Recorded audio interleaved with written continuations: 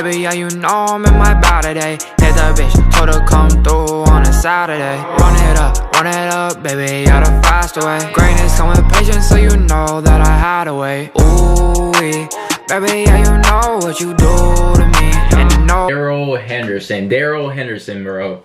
Okay, so Darrell Henderson is actually really interesting. I'm interested to see what Darrell Henderson has in store. Now, he's going to be really instrumental in that Rams offense. They really love to run the ball. They're really trying to pound the rock this season. They're trying to get back to what the old Rams of old used to do, not overload Jared Goff and stuff like that. But I really feel like this Rams team is a really good team. And when you have a guy like Darrell Henderson running that rock, I really feel that, bro, he's out carrying what's his name? Malcolm Brown. I'm sorry. And he's going to be really good for you. So Darrell Henderson. Now, the only downfall with Darrell Henderson, he is still a part of a committee. Whether you like it or not, whether he's better than the other running back or not, he's still a part of a committee. So that's always something to take into factor. And when you're trying to decide when you're going to put in a quarterback or a running back or anyone, you don't want it to be a part for him to share those type of snaps. You don't want him to share snaps. It's going to be really bad. And if he's sharing snaps, you just do not want that. So that's the one downfall about Darrell Henderson.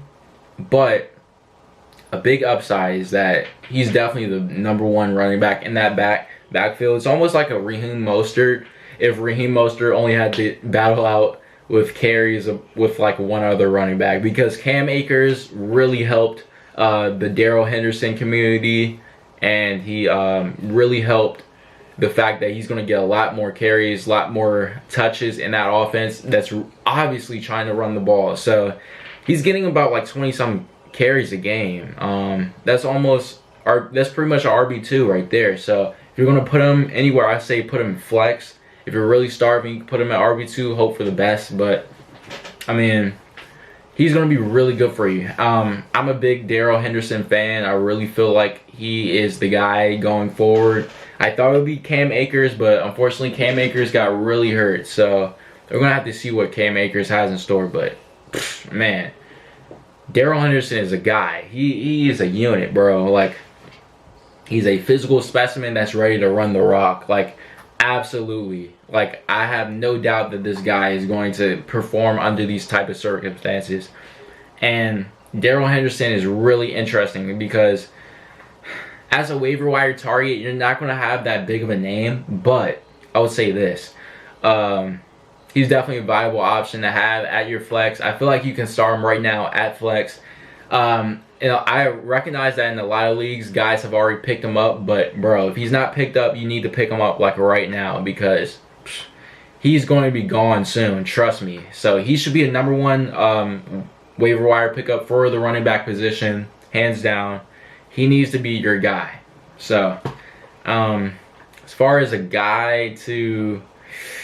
I wouldn't say spend a lot of fab on him, because, bro, he's not going to be extremely worth it. But I feel like if he's on the waiver wire and you're not in a fab type of league, just pick him up, because he could progress to something great. Especially, he's one Malcolm Brown injury away from being an absolute workhorse back and an absolute bell cow back, man. So that's all I have to say about Darrell Henderson. Make sure you guys tell me what you guys think about Darrell Henderson. Baby, yeah, you know I'm in my body today. Hit the bitch, told her come through on a Saturday. Run it up, baby, yeah, the faster way. Greatness come with patience, so you know that I had to wait. Ooh, baby, yeah, you know what you do to me. And you know, bitch, I ain't with that foolery. Team full of winners, so you gon' lose to me. Yeah, lose to me.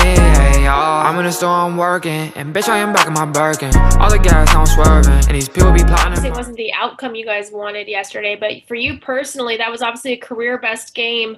What was it like to eclipse the 100 rushing yard mark? I'm not really big on stats, so I was just going out there doing what I was supposed to be and did. And after the game, I found out I had over 100, but I was still upset about the game. So I want to win. Do you feel like these last 2 weeks show like who you are as a running back? I mean, yeah, but like I said, it started up front, and those other 10 guys do their job, so I had to do my job too. So they do a good job of providing me like opportunities to showcase my skills. So big shout out to them. Kevin? Darrell, why is the running game working so well, really better than it did last year? We're just getting a lot of movement. O-line doing a good job, and the receivers doing a great job too, also blocking. So everybody doing their job, and they're doing great. So, but those are basically the same guys as last year. I think everybody feel more comfortable this year. Just from having worked together? Yeah. Gary? How are you feeling, physically today after that many touches? How's your body feel? Whew. I couldn't even get up out the bed this morning. I mean, like 3 times. Because in college, if I'm not mistaken, you split, some time too. So when was the last time you touched the ball that many times in a game? I think like high school. I mean, as the game was wearing on, it seemed like, you were doing fine, getting stronger, but were you getting a little bit tired at all, or kind of getting accustomed to that NFL contact that much? No, I was feeling pretty good. Like I was in the groove. So like, I mean, it's really like fatigue, really a mindset. So I was feeling good. Eric? Over the last couple of weeks, you've been able to make a lot of explosive plays. Can you talk about your ability at the second level just to make guys miss and be elusive and create those big plays?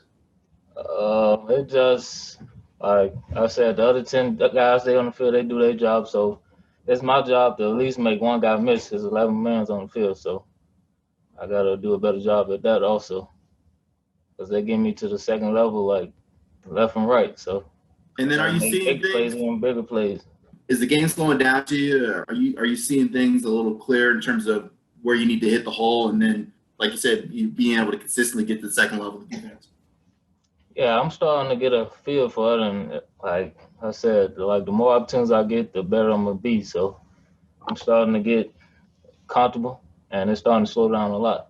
Jordan? I know you worked so hard to come back from that injury, and that's just like such a frustrating thing. So getting to put it all together, I mean, stats aside, getting to actually have that feeling of I'm getting hot, I'm putting it all together, I'm making guys miss. Can you describe just what that feeling is to you, just not only physically, but emotionally?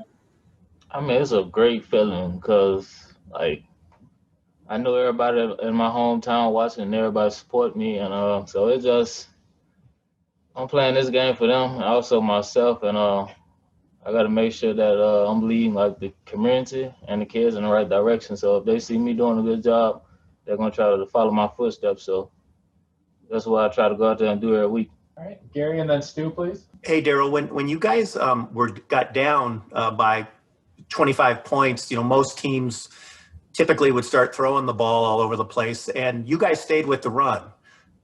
Did that surprise you, or did they tell you, hey, we're just going to keep giving it to you, or how did that kind of evolve for you, even though you guys were down by so many points that you kept running the ball? I mean, it just we got to a slow start, and we just stuck to our game plan. And I mean, as long as we executing and doing our job, I feel like ain't nobody stop us. So that's what we did the second half, and you seen the outcome. We put it all together. Hey, Darrell, kind of along those same lines, how rewarding was it to you to see the coaching staff show that faith in not only you, but just the backfield as a whole to stick with the running game, even when you guys were trailing by as much as 25 points at one point?